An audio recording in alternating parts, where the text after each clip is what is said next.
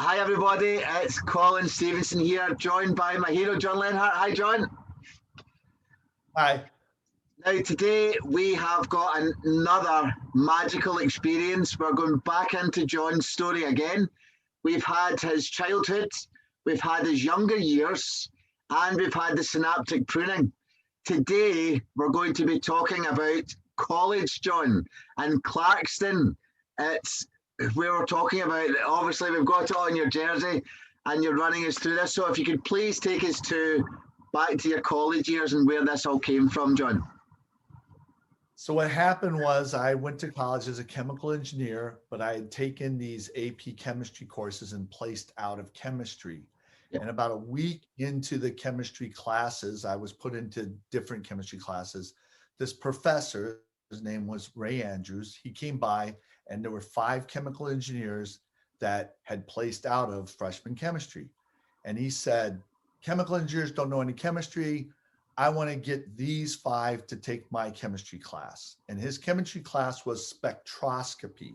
So if you know the TV show CSI, Yeah. all the techniques they use in CSI was what he taught, how you use light to figure out, analysis and analyzing elements and everything. So 5 of us took this class from chemical engineers. It was a sophomore chem major class. So I'm already taking a sophomore class as I walk into college, and it's for chemistry majors, not for chemists. And there was even a graduate student taking the class. So this was a really disadvantage. There was a course and there was a lab. So there was 6 extra credit hours. So I walk into college, I'm overloading, and I'm taking courses essentially out of my major, and I'm taking them with a class ahead of me. So what happened was, the thing is the first thing we did was we had to analyze, how much iron was in the sample. We had to do this whole thing. I did it so quick that it came time to analyze. I got my data and I was looking for how to give a number, and we had to put it into a computer, and there was a computer in the lab. And I'm sitting there going, in high school, I kind of rigged up we never got good results. And I was literally thinking, how can I figure out what the right answer is and do that? Can I use the computer to figure out the right answer and then put the right answer in? Because that's just the way I learned chemistry, And every time I went near the computer, the professor came over and I walked away from it, but nobody else was going near the computer. And I'm like, did I really get done this quickly? I literally did the lab twice and no one else had finished the lab. So I finally went, this is college. So I went over to put the stuff in. The professor wanted to see how this was going to work with the computers because computers were a new thing. And I put my numbers in and the computer kicked out, you say there's this much iron. I was like 99 point some percent accurate A. And I went, hey, maybe I don't have to cheat to do chemistry anymore like I did in high school, because we all cheated all our labs. We basically said, what's the number? What's the percent error? Like something less than 7.4% error. I used to say I had a doctor in doctoring in high school for the chem lab. And now I was like, okay, we'll do this. Well, I think a lot of that lab technique, and the speed was just, again, it was just kind of where I was before. So I'm getting stuff done quicker. I ended up finishing with the highest score in the class, ahead of the sophomore chem majors, ahead of the graduate student, ahead of all these people. And what happened along the way is essentially that professor essentially adopted me. So he was single, he was 61 years old, and he kind of had adopted 2 other students during his career. And I became the youngest of 3 sons. So I was the oldest growing up of 3 kids. I was now the youngest of 3 sons. These other 3 guys had graduated with chemistry degrees and gone on to these and gotten PhDs and gone on to these great fields. And now he treated me like I was his son. So he let me use his car. He gave me a gas card. It was just a totally different experience. And then he used to say to me, you're not a normal scientist. Again, I'm administrator teacher. I didn't fit into the role because all of these chemists are teacher and perceiver. They're all teacher, perceiver teacher. That's what they all are. I believe Ray was compassion teacher. I believe he was a compassion guy with teacher, but that's what they all were. Here I am, this administrator, way forward and everything. So I had this totally different experience in a sense with college. But what he did was he had me double major. He said, you know, you could graduate with 2 degrees. You could graduate the chemistry degree and a chemical engineering degree if you took all these courses and did all this stuff. And that killed my Cornell plan. Remember, my plan was to go to college for 2 years and then transfer to Cornell. Once I got the double major and I was on that track, there was no going to Cornell. So this was a big turn from my plan. I now met this professor who essentially adopted me, and now I was double majoring. I couldn't wait to not take a class for him. So what happened was the final in that class was a 150-point final. He said no one ever in the history of the course got 150 points. I studied like crazy for that final. And so I took the final, and my parents were living in Ohio at the time. I went back to Ohio.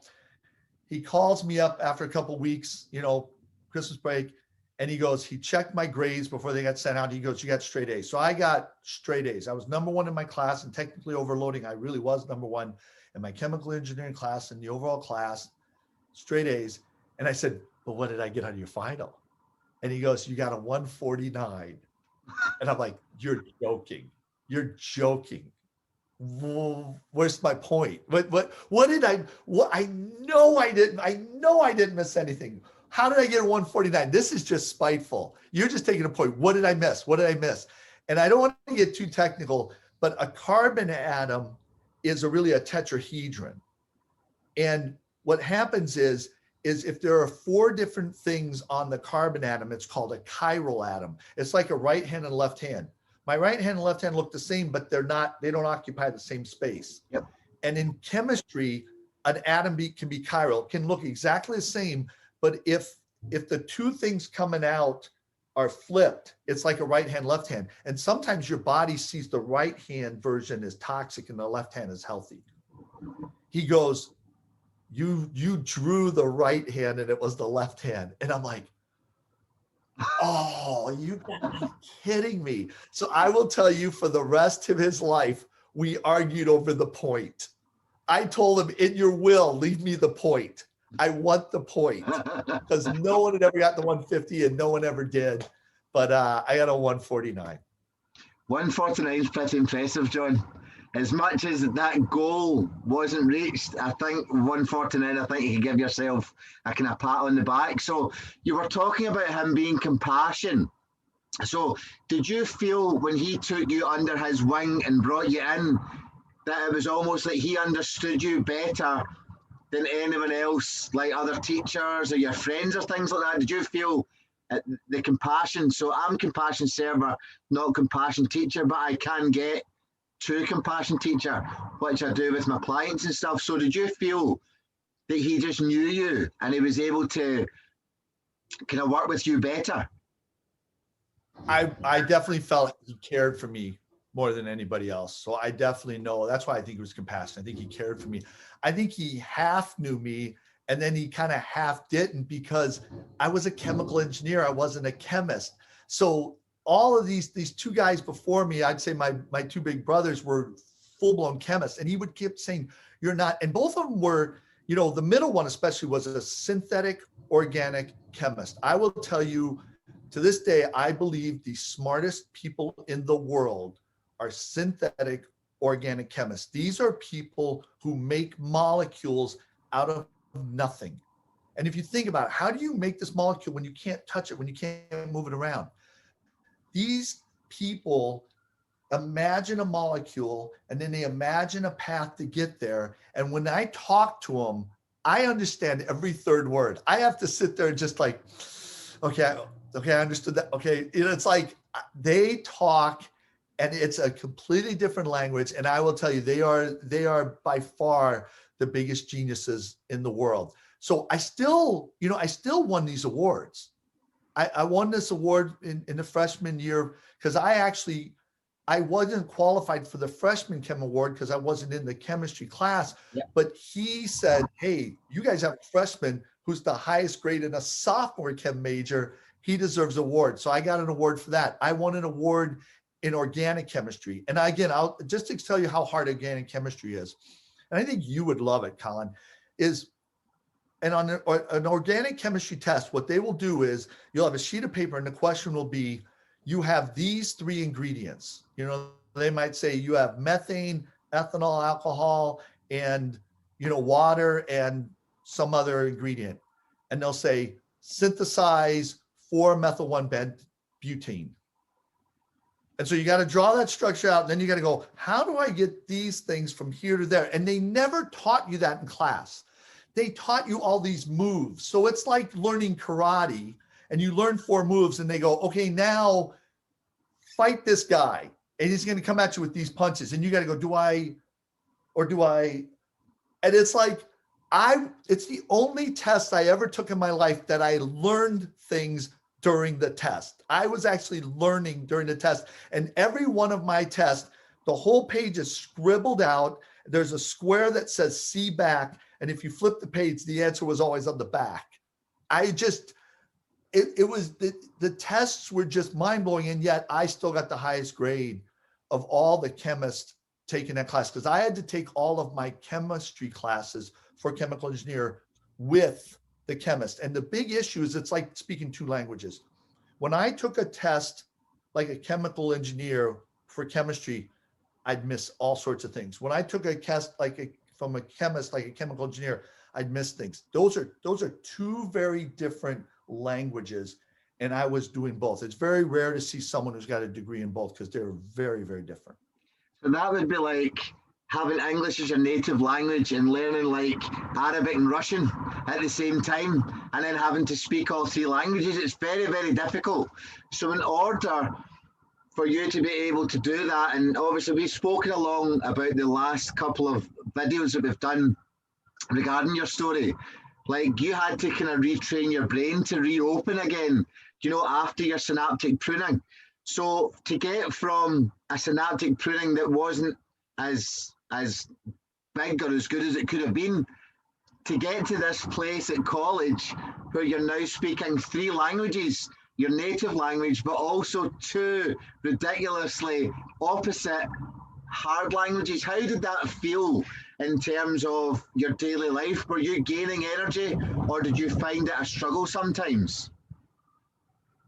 I learned to play hard and work hard. What I used to do was I would wake up and go to class, and then I'd come home from class and I would go play basketball for about an hour, hour and a half.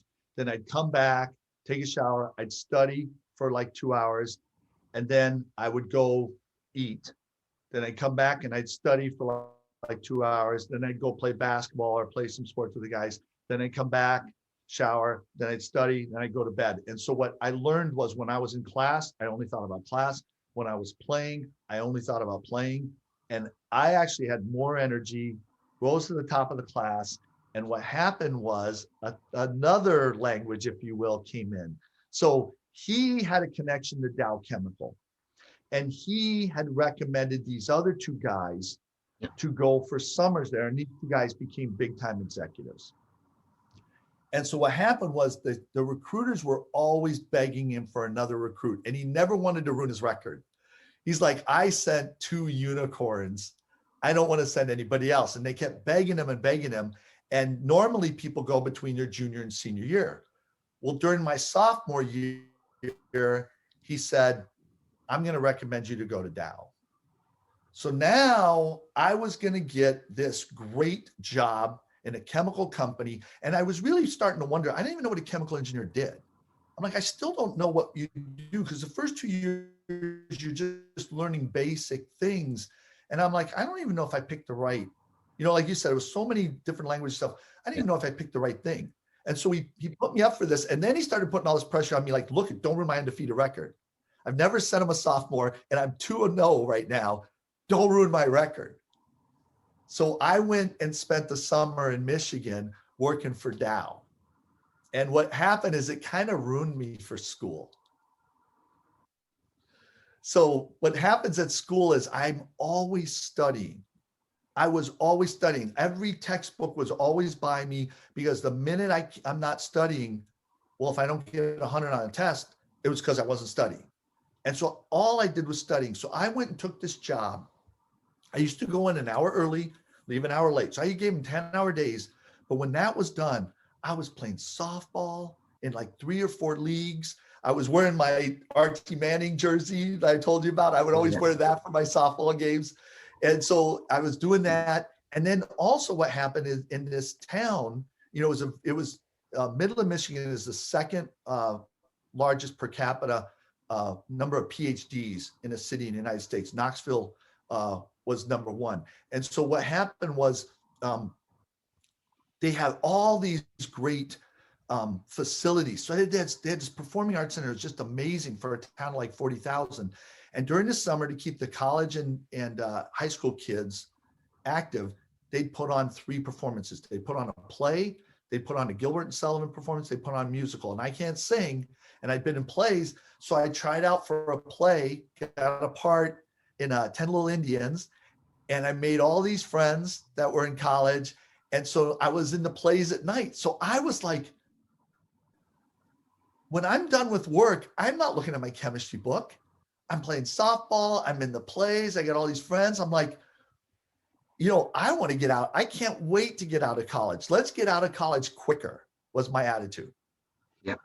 So what actually happens is, when you get that feel of freedom as such, where it's like fun energy as opposed to learning energy, it does almost become quite addictive.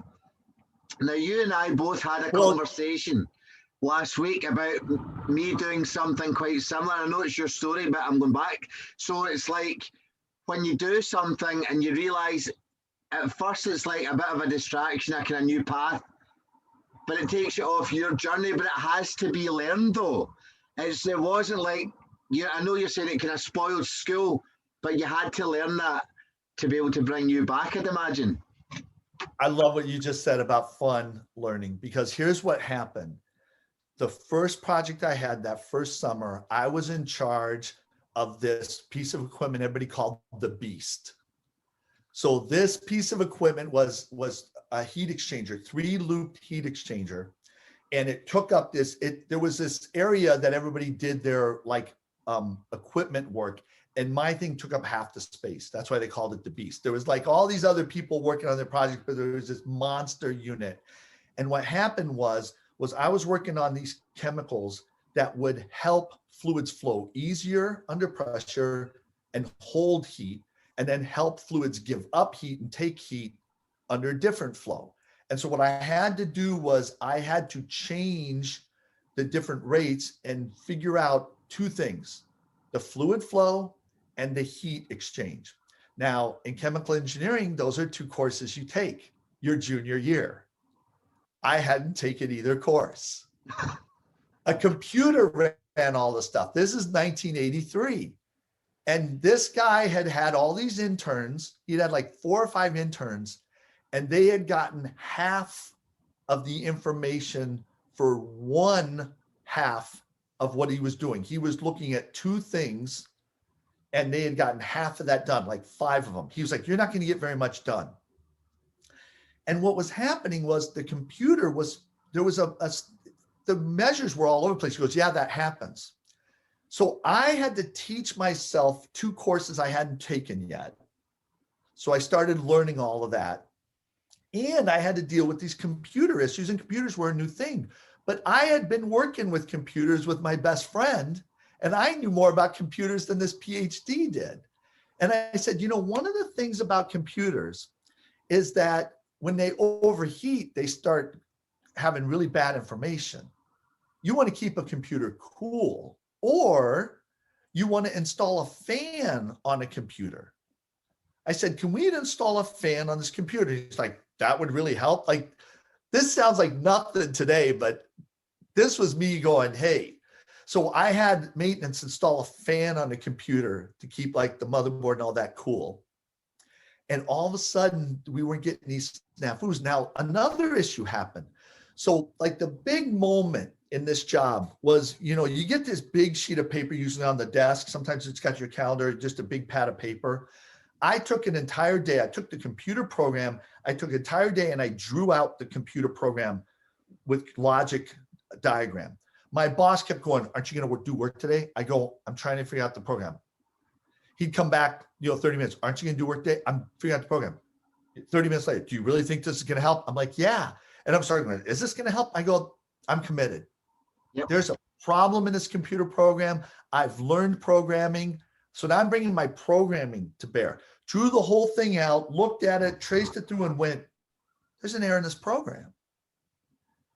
I fixed the error, fixed it in the computer, boom. Finished his entire program. Finished all of his research. Do I really think this is going to help? Yeah. I was a freaking golden god in Dow Chemical Research. Here comes this intern who did the work of 20 interns. If 5 interns did a quarter of the work, and I did the work of 15 interns. I didn't have any of the courses I was using, and I had all this computer ability. And he ended up presenting this paper. He got asked to present this paper in Europe, and all this other, like all these big things happened. It was all my stuff. I'll tell you one more story, about that, is that I ended up going back the next summer, working for another guy in a different building. Central Research there was really big. That guy ended up winning the event of the year on the work that I did for him. So I went back and had the best summer of my life the second summer, because I had all these friends coming back. I was in these 2 plays. I almost did a whole episode on this, but I think it would be too outrageous. But I had the greatest summer of my life between my junior and senior years, going back to Michigan, being in all these softball teams. Like our softball team won the championship the first year. I went to work for another building that won the championship the next year. I'm playing with a bunch of PhDs. I'm the best softball player in Dow Chemical at the time. But it was epic summer. I was accomplishing a ton of stuff. I loved working. I couldn't wait to get going. And when I got back to school, they said, you should get a PhD. And I cried, because I'm like, I don't want to be in school any longer. I said, when I graduate college, that's as smart as I'm ever going to be, because I'm not learning anymore after that. So when you actually put these things together, did you get any credit for helping these 2 gentlemen do their programming and stuff like that? Did you get any credit when it came to the bigger picture as such, when they were being awarded? Well, I didn't get awarded when they got awarded, but I think that the research community, at least at Dow, is very tight, and they really know I learned all my patent law at Dow. I learned a lot of patent law at Dow, and you don't give someone credit for something they did, you can lose your patent. And so I got to say that everybody I dealt with at Dow was very quick to give credit when credit truly was due. And I had all these data books. And one of the things I did to my data books, and how to fill out a data book is a whole nother art, and it's really important because you can get thrown out. You can't leave an open space on your data book. Yep. So you put a chart in, and then you just got to block out everything, because you got to not be able to come back in and write something, go after the fact, hey, I invented, I can't go back in one of the data books, find an open space and write something in and say all this stuff. The way I covered my data books, open space, I think, Colin, you would probably have done the same thing. I did all these patterns. I did all these secret messages. I did all this 3D. If you took my data book and held it up like this, it would say certain words. My data books became works of art. People would keep them out and go through them, because it was just like, you want to see a data book? This guy is like, there's stuff in this data. Do you see what's in this? Well, hold it like this. Oh my, so I was doing all sorts of stuff. So it was hard not to recognize the work I did, and filling out an entire data book in 12 or 13 weeks. They would ask me to stay an extra week. I'd stay an extra week. I'm getting paid great money, and I'm having the time of my life. So the summers, I wouldn't have been there if I hadn't been Ray. I totally exceeded his expectations, and Dow was like, we absolutely want to hire you. Come here now, let's go. And then when I got back to college, everybody wants me to be a PhD student, and they pay you to be a PhD. Everybody wanted me to get my PhD, and they told me, you'll never be an executive as a chemical engineer without it. You need to get your PhD. And I did not want to be in college after my senior year. So I take it the next one we're going to find out if you did your PhD or not. Well, no, I'll tell you right now, but I want to tell one more story before we go on, so the thing is that, there was no football team there. So I played rugby in college. I was the leading scorer for the 3 seasons that I played. I almost wore my rugby shirt instead of my Clarkson shirt. I still have my college rugby shirt with the rubber button and everything. I could still fit in and everything. So I played inside and outside 3-quarter, and I loved it. I absolutely loved rugby. But I want to talk about my favorite sports memory. Actually, this is my favorite memory in college. So when someone says to me, what's your favorite memory in college? My favorite memory, because what would happen is, and this followed me after college, a lot of people would come up to me in college and pick me for teams, and I played in all these sports and intramurals and stuff. And they would always say to me, I don't like playing with you. I didn't pick you because I like playing with you. I picked you because I hate playing against you. And so that's the thing. People don't like playing with me, but they hate playing against me. And so what happened was I went down to another university, Syracuse. A friend of mine was down there. He was the resident advisor over this humongous, he had a part in this humongous 4 dorm complex, and they had this huge rec room. And so they had this pool table in this huge rec room. It was Valentine's Day. And he and I basically played anybody in pool. And he had a friend that his nickname was Alpo. Alpo was a hilarious guy. My friend Tim was a hilarious guy. And Tim and I basically beat everybody at pool. And people are waiting to go on their Valentine's Day date and everything. And we're playing pool. And I'm just, I practiced. I could get a pool table. In college, I never used to go to bars. And then towards the end of my college career, my friends found out how good I was at pool. I didn't drink. They'd bring me to the bars, say, get us the pool table. I'd play one game with the pool table because you had to pay to play. I'd hold the pool table all night for them. I used to walk around the pool table like Tom Cruise in Color of Money, just doing all this stuff and everything and just taunting people, just like, you didn't want to play me. Okay. And I could literally hold that table all night. I could not lose the entire night. So what would happen is we're playing down in Syracuse. We're doing great and everything. And this guy walks up, student, he talks to Alpo for a second. He's watching us, talks to Alpo, and he walks upstairs, and Alpo comes over to us and he goes, hey, John wants to play us. So there's this other guy, John. And my friend Tim's like this. I'm like, what? They go, John is the best pool player in this entire building, and he won't play. He goes into town and plays in leagues. And he just watched you, John, play. He wants to play against you. We're going to play doubles. The pool table closes at 10 o'clock. Alpo and Tim were RAs. They're going to open it back up. So 10 o'clock, they formally shut the pool table down. Everybody's got to leave in a sense. And then John comes down. They open the table up. So Tim and I are going against Alpo. Now everybody's John's playing.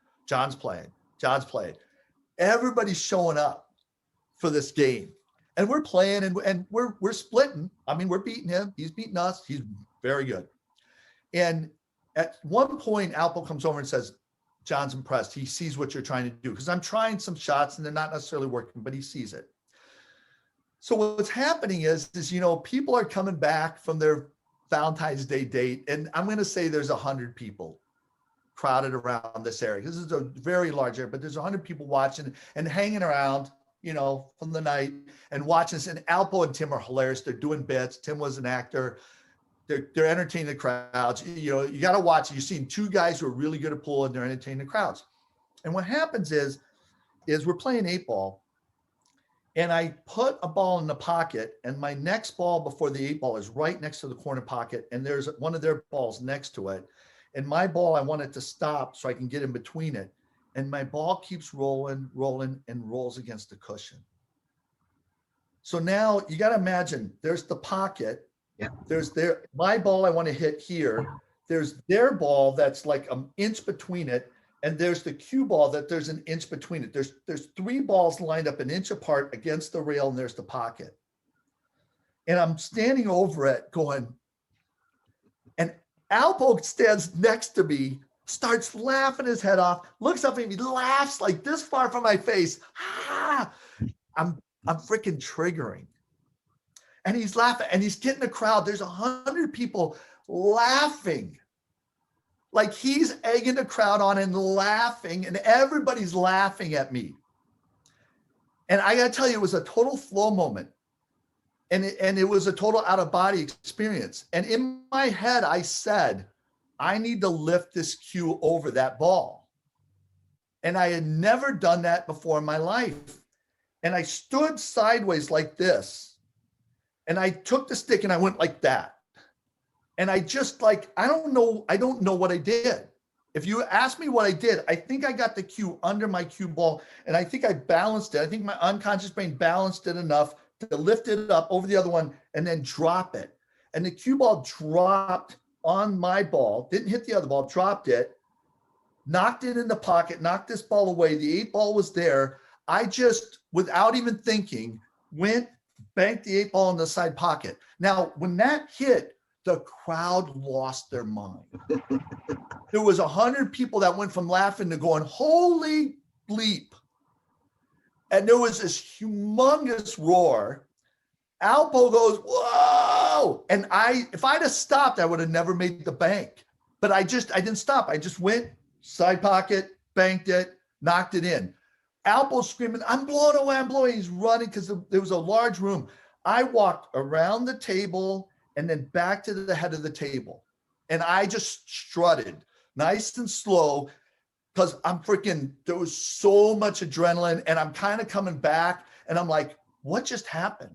I don't even know what happened. That ball, I mean, if I go back in my memory, all I remember is standing over it. And the next thing I remember seeing my cue ball like this high in the air. And then I remember it hitting it. And I go, well, I just got to shoot, banked it in. But I walked around the table that nice and slow, 1.5 times, people screaming. And when I got to the table, in my heart, I was going like that. But I just stood there like, and it was like, this is the most amazing moment of my life. There's 100 people screaming their brains out going, that was the most incredible shot I've ever seen. It's not on camera. No one's ever going to believe us. Like an hour later, there were people walking in and I could hear people going, you see that guy over there? He made the most incredible jump shot and then this bank shot to beat John. And you just hear it for another hour after the crowd. And I was just like, I never played pool again. I never practiced. I never nothing. That was the end of my pool career. I went to go practice and my parents, had the pool table. I was like, I'm never, ever, ever going to experience a greater moment than that playing pool. And I never practiced again. You play me today. I mean, hopefully it would all come back, but honestly, it's probably been 15 years since I've even played pool. That's mega. So you flowed because of obviously all the practice that you did. And even when it came to the fight or flight mode, because obviously freeze isn't a mode, that's a mixture of the two. So when you got the fight or flight, you just flowed through the middle. You didn't even take on the two of them while you were totally triggering. You managed to put off your friend, you put off the crowd that were all going mad, and you managed to get in. Now, we talk about replicating and being able to replicate things for how to flow, how to live your life in flow. You couldn't replicate that moment ever again. So rather than try it, which would be addiction or addictive kind of ways of working, you decided to call it a day. Now, there's a massive lesson in what you've just said there and the way that people live their life on a daily basis. And I don't know if people watching this will maybe have picked up on that. This is how you can put your experiences into words and put things in it, and obviously to come up with everything for the mind and brain. Now, in terms of your college after that, what did you go for college? What was your next sport if you didn't play pool? I always played basketball. We'll talk about that in the next episode, what I did after college, and I'll talk about that. I just to wrap this up, I definitely triggered, and I waited 60 seconds, and it was a lot of laughing and stuff, but I had to, because if I had done anything, I probably would have punched him. Yeah, yeah. So if you look back on that, I waited till I absorbed all the adrenaline, and then I went, I only have one job here. And I said the word in my brain, you know, I said, I'm going to jump this. And that's why I basically told my unconscious, you know, I said, I'm going to jump this. And then I let my unconscious do it. So that's how it worked. So what happened was in college, you know, it was time, you know, so how did I leave college, you know, is a whole nother story, because what happened was between my junior and senior years, when I was going to go back to Dow for a summer, I got this call from Procter & Gamble. And they said, hey, we want you to work for us. They came on campus, interviewed. I didn't take an interview for a summer job. And then I was waiting to see who got the summer job, because everybody wanted to work for Procter & Gamble. There's this huge company, it paid great, you know, all the stuff. And so what happened was I didn't see if anybody got the job. And then all of a sudden someone said like a week later, hey, you got a phone call. I go pick up the phone. They said, hi, this is so-and-so from Procter & Gamble. We want to offer you a summer job. I go, you know, I did an interview with you guys, right? They go, yeah, we know that, but we really think you'd be good here and stuff. I said, well, I worked at Dow. I'm going to work at Dow again this summer. They go, well, you know, it would look better on your resume if you worked at 2 different places. I go, I think it'd look better on my resume if I worked at the same place. It means that they hired me back. And you think about it, I would have missed out on the summer of my life. Okay. Yeah. So I said, you know what though, when you guys come back, can you put me on your interview list? Because at that time, we used to have these 7 cards numbered 1 to 7, and companies would come in and there would be 13 slots, and you had to decide, you know, because there was over 100 engineers in my class, in chemical engineers, and there's only 13 slots. So you had to drop a card, and if you really wanted it, you had to drop a 1. And what they would do is they take all the 1s and fill it in, then all the 2s, etc. And I didn't want to use a 1 on these people, you know. So what happened was I was making a deal with them saying, put me on the list so I don't have to drop a card. I want to keep all my cards. So they said, yeah, we'll do that. So I'm like, I already got this thing with P&G set up. I know I want to go back to Dow. I had such an epic summer though, that I was like, I'm going to Dow. Send me the offer. They're like, you're going to get the offer. We want you. You're the best guy in the world. You know, we definitely are going to have you. We would definitely want you to do that. Now, one of the reasons why I was so high in my class, even though I only had like a 3.6, is like the top 10 in my class were all pre-med. So a lot of people in my chemical engineering class were going pre-med, but they got a chemical engineering degree and they were going that way. So there was, at the top, there weren't many chemical engineers like myself. So what happened was Procter & Gamble came on and they didn't put me on the list. So I dropped the card. I was really ticked off, and they warned me about the interviewer. This guy's name was John. And they said they do these pressurized interviews. And what they do is they ask you a question, and as soon as you answer it, they ask you another question. And they keep doing that until you can't answer a question. Then they want to know the answer to that question. They figure if you start answering, you know what you're doing. But I'm like, oh, I want to take this interview just because let's get after it. So I get in this interview with this guy named John, and he asked me a question, and I'm like, blah, blah, blah, blah. Like I'm going to get my answer out before you interrupt me. And he asked me another question, I'm like, blah, and I answer my question real quick. And he gives me this look, and I'm like, I don't think he's doing this to me. So we do the interview, you know, and this is like right away when school started up as a senior first. And he goes, I'm going to have you come out. I think we want to interview you. Well, we're going to fly you out. So I have this opportunity to go fly out. So what happened was I fly out, and the person who offered me the job for the summer was working at a manufacturing plant in Pennsylvania. This guy was hiring me for the corporate location in a product development area.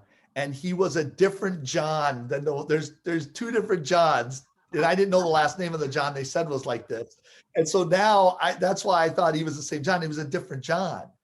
And so early in October, like the 5th week of school, I fly out to Procter & Gamble in Cincinnati, and they're interviewing me in packaged soap and detergent, which is their biggest, you know, division, their best division, the division everybody knows, Liquidtide and all this stuff. And they interview me.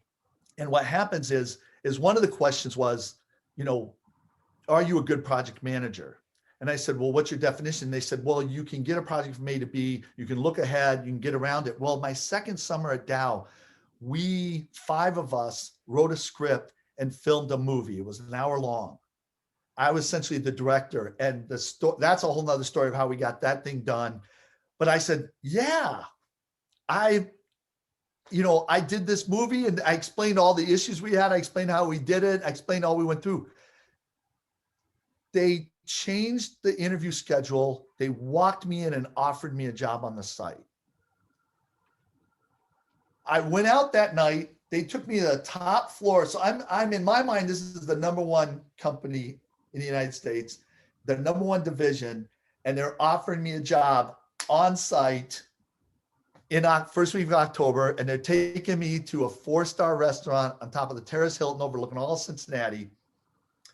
And that is the first time I drank wine. I always loved fillets. They ordered this Cabernet. I took a fillet, I took a drink of Cabernet, and I'm like, there is a party going on inside my mouth, man. This is amazing. Because I never drank, at all during college or anything. So I think I had 2 glasses of wine, which is not a good sign. I can't remember how many I had. And I never drank before. And I had a tie on. And the elevator goes 23 floors. It's directly to the top of this place. We got in there. They had to put me on the airplane from there. We got in the elevator. We went right to the bottom, and I thought I was going to pass out. So I don't know how much exactly I had to drink, and I didn't have any tolerance. And I thought, this is great. I'm going to pass out. They're going to drag me face down across the lobby of the Hilton Hotel and load me onto a plane. But I got on that plane. I was just high. I got home. I was like, I am the best chemical engineer in the world. That's how I felt at that time. And the thing is that, my dad retired at 43. He retired actually during my junior year. And so to tell you kind of where my dad went to is when I was in my teenage years, my dad kept reading, but he started reading the Bible. And he was trying to figure out, okay, let me figure this out. Maybe this is how you figure this out. So my dad was really into reading the Bible during my teenage years. And what happened was when I was graduating college, or a year before I did, he retired because he bought all this, basically what he did was he kept getting promoted, but we kept living the way we always lived. Yep. And he kept taking the extra money and buying Xerox stock, and Xerox exploded into the 80s. And now all of a sudden he had all the stock and he could just retire at 43. And what my dad did in retirement at first was he would go speak. So to conclude it is that I had a double major. I came out of college with a chemistry and chemical engineering degree, and it essentially made me a PhD modeler. The chemistry degree kind of let me figure out anything. I could learn a topic before anybody else. And the chemical engineering made me figure out how to put it together. So I just became I felt like I was an expert at anything. And I essentially had, this PhD type of modeling background. So it just shows you how 2 languages can make a whole new language as such. And this is obviously how you've come to where you are just now, which we're going to get to in a few videos time. That's amazing. So thank you for sharing your college story. I am looking very much forward to our next one. And I will speak to you soon. Take it easy. Bye.